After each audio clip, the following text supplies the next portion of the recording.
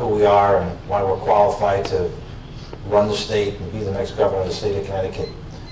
I oftentimes reflect back on where I was 23 years ago in terms of a new mayor in the city of Shelton, in a city that had old industrial roots and was in decline, and look at it today as a thriving business community with a good quality of life, a shining star in the state of Connecticut, if you will. We have over 1,500 businesses that reside there. The number continues to grow. In a few weeks, we'll announce the removal of another 800-person employee company will be coming into our community. Unfortunately, that company is coming from Connecticut.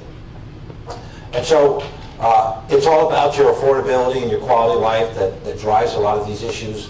You understand that at the local level, you have to perform. You don't have a choice, or your job review comes every 2 years, and if you don't pass, you move on. I learned a lot of this through my business experience as a restaurant owner for 21 years in Shelton, employing principles of creativity, being able to find ways to control the cost of doing business. The same thing applies in government. We don't do a good job at that. We have to pay closer attention to some of these costly regulations that do nothing but make us spend money and really don't provide anything by way of benefit to people. And believe me, there's a lot of them out there. And so at the end of the day, my community is predictable. We've become an employment hub because people want to be there.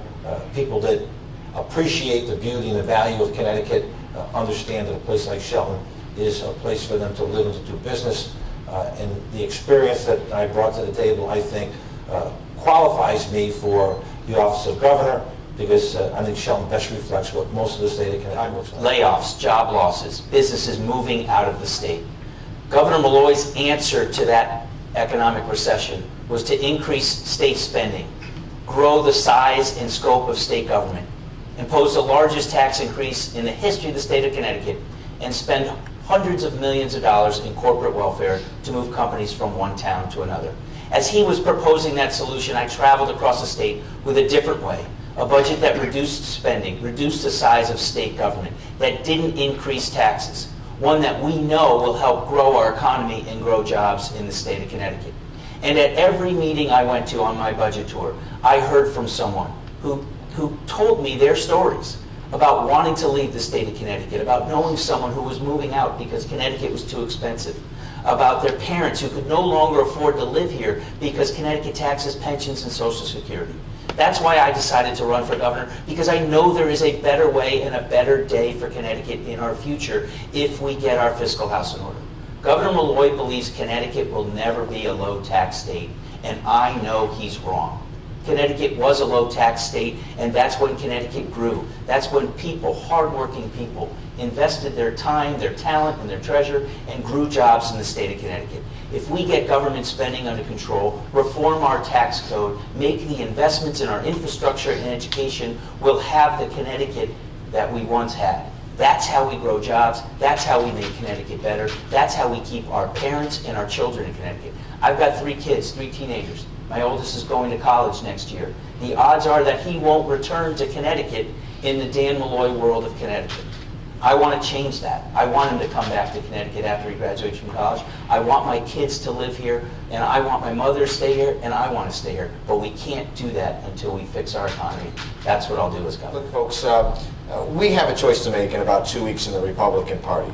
And the definition of insanity is doing the same thing over and over again and expecting different results.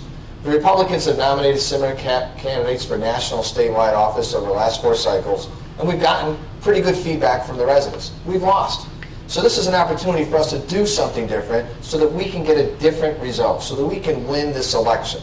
Because at the end of the day, with all the great ideas that you heard on this panel, it really doesn't matter if we don't win. And the fact of the matter is we have to present a positive vision. We have to present a track record of excellence and of hard work and of dedication so that our voters can identify with that and they can vote for us. I've been doing that in Danbury for 7 terms. I'm Danbury's longest serving mayor. 13 years, 12 straight balanced budgets, one of the lowest unemployment rates in the states, low taxes, low sewer and water rates, and the safest city in Connecticut, one of the safest cities in the United States of America. I'm a mayor. I've got to deliver every single day, or I get voted out of office, or I'm told pretty quickly that you're not getting it done.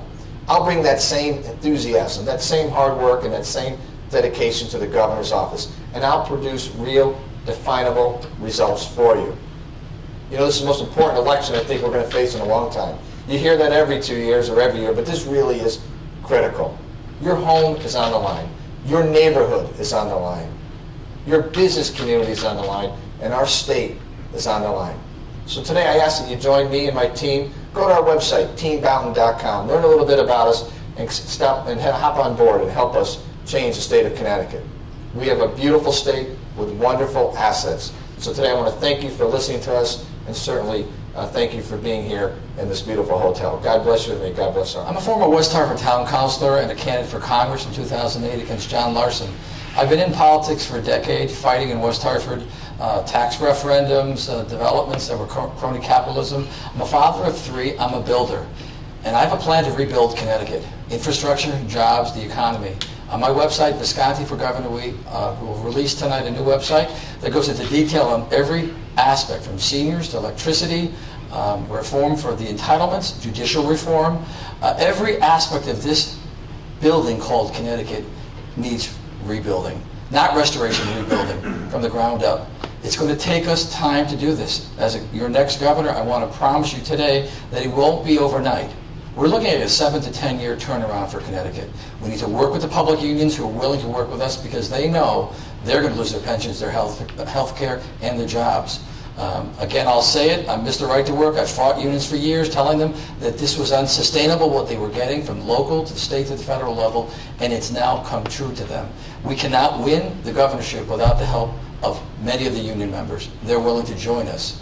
As far as the gun bill, again, I'd like to put out there that I'm a constitutionalist. I believe wholeheartedly in our rights, because if our Second Amendment right goes, our First Amendment is not far behind. And I believe there will be continued incremental legislation against the Second Amendment.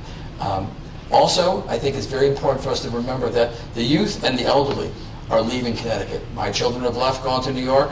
My mom can't leave because she can't afford to get out. So the seniors, we want to help them by phasing out the estate tax, and I have a lot of ideas on my website about how to help them stay here. Those are 2 groups. Entitlement reform, again, we need to raise the safety net to help those that are on welfare get to a livable wage, $18 to $25 an hour, without losing their benefits at $10 or $11 an hour, so they can get out of the cycle of poverty. Thank you. When you hear people speak and say that they want to be your next governor and that they're going to do certain things, you need to look at who they really are and what they really do. What's their track record? So, for example, we need to do more we need people who can say no. And I said no to public financing in my 2010 Attorney General race. I was twice the Republican nominee for Attorney General, 2002 and 2010.